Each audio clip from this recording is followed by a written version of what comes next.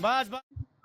Kulgam constituency के बचरू और तारीगाम इलाकों में कल शाम दो ग्रुपों के दरमियान तसादुम आराई हुई और इस दौरान कुछ नौजवानों के जख्मी होने की इतला है, जिन्हें पूरी तौर जो है अस्पतालों में मुंतकिल किया गया है इलाज मुआवजे के लिए। और इस दौरान पुलिस ने इलाकों का रुख किया और यहाँ पे अमन कानून की सूरत हाल को बरकरार रखने में पहल की और दोनों मकामात पे पुलिस तैनात की गई है।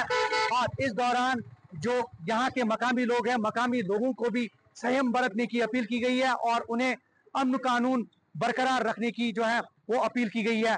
दोनों इलाकों में जो है पुलिस गश्त कर रही है, दोनों इलाकों में जो है पुलिस ने जो है अपनी टुकड़ियां जो है तैनात की है ताकि किसी भी इम्कानी गड़बड़ी से जो है वो निपटा जा सके। दोनों इलाकों में अमन जो है बिल्कुल बरकरार है। कल शाम से ही किसी भी गड़बड़ी की कोई इतला नहीं है।